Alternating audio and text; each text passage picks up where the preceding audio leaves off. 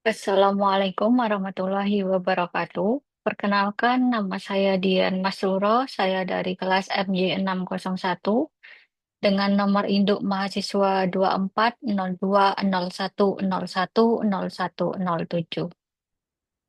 Pertama-tama, saya ingin mengucapkan terima kasih banyak kepada Ibu Dr. Kandidat Rati Anggoro Wilis, SAMM, CDMS, CPOD. Pada kesempatan kali ini, saya akan mempresentasikan hasil observasi saya mengenai praktik komunikasi di bisnis Sun Life Asia Regional Office, di mana presentasi hari ini mencakup beberapa poin utama, yaitu yang pertama, profil singkat perusahaan, yang kedua, struktur organisasi, yang ketiga, gambaran pola komunikasi, yang keempat, hasil analisa, yang kelima, kesimpulan dan saran, dan yang keenam, lampiran. Langsung saja yang pertama yaitu profil singkat perusahaan. Sun Life adalah perusahaan jasa keuangan internasional yang berkantor pusat di Kanada. Perusahaan ini telah beroperasi selama lebih dari 150 tahun dan menyediakan layanan asuransi, manajemen kekayaan, serta investasi. Sun Life beroperasi di beberapa pasar global dan melayani jutaan nasabah di seluruh dunia. Di kawasan Asia, Sun Life menawarkan produk seperti asuransi jiwa, perlindungan kesehatan, solusi pensiun, serta layanan untuk nasabah dengan kekayaan tinggi. Asia Regional Office mendukung koordinasi regional dan pertumbuhan bisnis jangka panjang. Sun Life Asia Regional Office berlokasi di Hong Kong. Kantor ini mendukung operasional Sun Life di berbagai negara seperti Tiongkok, India, Indonesia, Malaysia, Filipina, Singapura, dan Vietnam. Kemudian berikut adalah struktur organisasinya, di mana struktur organisasi menggunakan model matriks. Para pemimpin regional bekerja sama dengan pemimpin di masing-masing negara untuk mendukung strategi, tata kelola, dan operasional. Struktur ini memerlukan komunikasi yang kuat di berbagai tingkat dan fungsi. Kantor Regional Asia Sun Life atau yang disebut dengan ARO dipimpin oleh Manjit Sain, Presiden Sun Life Asia. Kemudian tim kepemimpinan senior meliputi Bennett Lee, yaitu Wakil Presiden Senior dan Kepala Keuangan untuk Asia. Adapun Georgina Farrell adalah Kepala Sumber Daya Manusia untuk Asia. Kemudian David Brum, yaitu Kepala Klien dan Distribusi untuk Asia. Kemudian Frank Kilung, yaitu Kepala Agen untuk Asia. Kemudian Neil Grady, Kepala Risiko untuk Asia. Kemudian ada Menaksi Malhotra, Kepala Transformasi Agile untuk wilayah Asia. Kemudian ada Prutus Kumar, Wakil Direktur sekaligus Pelatih Agile. Kemudian Andrew Coach, Direktur sekaligus Pimpinan Praktik Agile untuk Asia.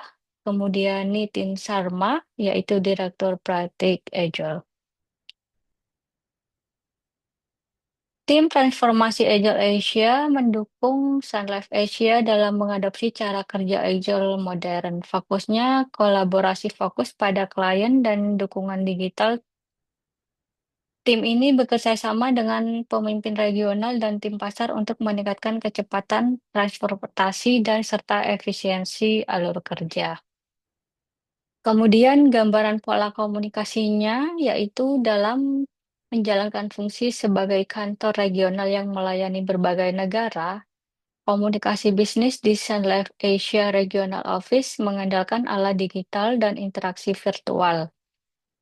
Komunikasi yang jelas dan konsisten sangat penting untuk mendukung koordinasi dan keselarasan kerja. Observasi terhadap praktik komunikasi di kantor ini mengungkap penggunaan platform utama yaitu yang ke satu Microsoft Outlook digunakan untuk komunikasi formal seperti email resmi, undangan rapat, dan pengumuman dari pimpinan. Yang kedua, Microsoft Teams mendukung komunikasi sehari-hari melalui rapat daring atau diskusi tim dengan berbagi dokumen. Yang ketiga, Microsoft Engines digunakan untuk berbagi pembaruan perusahaan dan meningkatkan keterlibatan karyawan di seluruh kawasan Asia. Yang keempat, Microsoft Copilot membantu komunikasi bisnis dengan mendukung pembuatan email, ringkasan rapat, dan penyusunan dokumen. Hal ini membantu meningkatkan kejelasan dan efisiensi komunikasi. Dari sisi struktur organisasi, pola komunikasi yang berlangsung mencakup tiga arah, yaitu vertikal, horizontal, dan diagonal.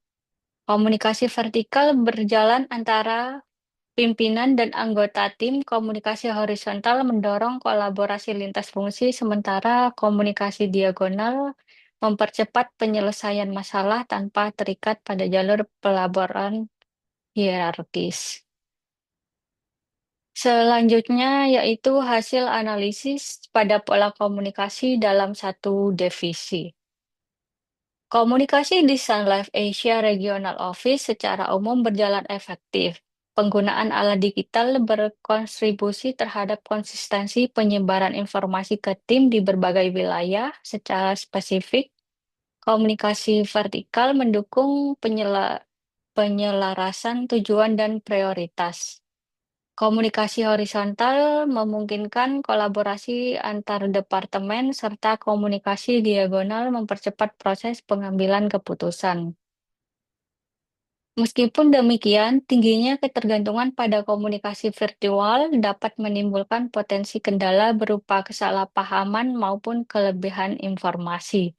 Konsekuensinya, kejelasan pesan dan keberadaan tindak lanjut yang sistematis tetap menjadi faktor kritis yang diperlukan untuk menjaga efektivitas komunikasi.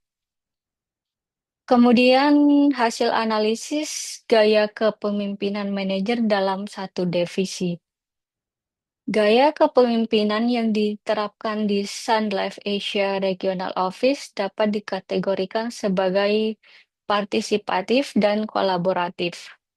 Para pemimpin di lingkungan organisasi ini berfokus pada pemberian arahan yang jelas serta mendorong terciptanya komunikasi terbuka. Dalam praktiknya, karyawan didorong untuk secara aktif berbagai pembaruan pekerjaan, mengajukan pertanyaan, serta menyampaikan masukan. Dukungan ala digital turut memungkinkan para pemimpin untuk tetap berkomunikasi secara efektif lintas negara dan zona waktu yang berbeda. Kemudian, adapun hasil analisis tipe karyawan. Sebagai besar, karyawan di Sun Life Asia Regional Office menunjukkan karakteristik tipe karyawan Y. Mereka umumnya termotivasi secara intrinsik, mampu bekerja secara mandiri, serta dapat mengelola pekerjaan mereka dengan baik tanpa pengawasan yang ketat.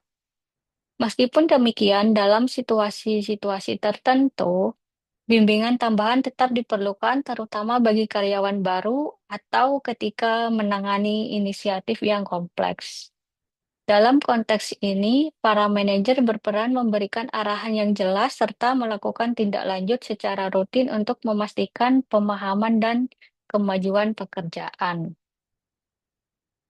Selanjutnya, hasil analisis observasi keberhasilan atau kegagalan pola komunikasi divisi. Keberhasilan pola komunikasi divisi di komunikasi Sun Life Asia Regional Office berjalan dengan baik. Keberhasilan ini karena perusahaan menggunakan alat digital yang lengkap seperti Outlook, Teams, Engines, dan Copilot. Gaya kepemimpinan yang partisipatif membuat karyawan nyaman berkomunikasi secara terbuka. Selain itu, sebagian besar karyawan mandiri dan termotivasi, di mana tipe teori Y. Pola komunikasi vertikal, horizontal dan diagonal juga berjalan dengan lancar sehingga koordinasi lintas negara dan fungsi dapat terfasilitasi dengan baik. Adapun kegagalan dan kendala pola komunikasi divisi. Meskipun secara umum berhasil, masih ada beberapa kendala yang ditemukan. Yang pertama, sering terjadi kesalahpahaman dalam pesan tertulis karena instruksi terlalu singkat atau kurang jelas. Yang kedua, karyawan mengalami kelebihan informasi atau overload information akibat terlalu banyak email dan notifikasi. Yang ketiga, rapat virtual sering tidak efektif karena tidak ada notulen dan tidak lanjut yang jelas. Yang keempat, perbedaan zona waktu membuat umpan balik menjadi lambat. Kelima, struktur matrik menimbulkan konflik wewenang karena karyawan bisa mendapat instruksi dari dua atasan yang berbeda. Keenam, kurangnya komunikasi informal membuat hubungan antar karyawan terasa kaku dan rentan kesalahpahaman. Selanjutnya yaitu kesimpulan dan saran. Kesimpulannya, secara keseluruhan, komunikasi bisnis di Sun Life Asia Regional Office berjalan dengan efektif. Keberhasilan ini tidak terlepas dari dukungan alat digital yang memadai seperti Microsoft Outlook, Teams, Engines, and Copilot yang memungkinkan informasi tersebar secara konsisten lintas wilayah. Pola komunikasi yang diterapkan meliputi komunikasi vertikal, horizontal, dan diagonal. Terbukti mampu memfasilitasi koordinasi baik antar negara maupun lintas fungsi. Dari sisi kepemimpinan, gaya partisipatif dan kolaboratif yang dijalankan para pemimpin telah mendorong terciptanya komunikasi terbuka serta keterlibatan aktif karyawan. Sementara itu, mayoritas karyawan menunjukkan karakteristik teori Y, yaitu mampu bekerja mandiri dan termotivasi secara internal. Meskipun demikian, dalam situasi tertentu seperti pada karyawan baru atau proyek kompleks, bimbingan tambahan dari manajer tetap diperlukan untuk memastikan pemahaman dan kelancaran pekerjaan. Tantangan yang masih dihadapi adalah tingginya ketergantungan pada komunikasi virtual yang terkadang menimbulkan kesalahpahaman atau kelebihan informasi. Adapun sarannya yaitu untuk meningkatkan kualitas komunikasi bisnis di masa mendatang, terdapat beberapa saran yang dapat dipertimbangkan. Yang pertama, organisasi disarankan memperluas pemanfaatan kecerdasan buatan AI, misalnya untuk merangkum surel yang panjang, menerjemahkan pesan lintas bahasa, serta menganalisis pola komunikasi guna mengidentifikasi potensi hambatan. Kedua, pengembangan chatbot berbasis AI dapat membantu karyawan mendapatkan jawaban cepat atas pertanyaan internal terkait kebijakan atau prosedur kerja. Ketiga, pemanfaatan Microsoft Copilot secara berkelanjutan perlu terus didorong karena berkontribusi terhadap peningkatan kejelasan pesan, efektivitas rapat, dan kualitas dokumentasi. Yang terakhir, mengingat tantangan komunikasi virtual yang masih ada, penyampaian pesan yang jelas dan mekanisme tindak lanjut yang sistematis tetap perlu dijaga sebagai pelengkap dari pemanfaatan teknologi. Berikut adalah lampirannya dan yang terakhir, saya mohon maaf bila ada salah kata. Wassalamualaikum warahmatullahi wabarakatuh.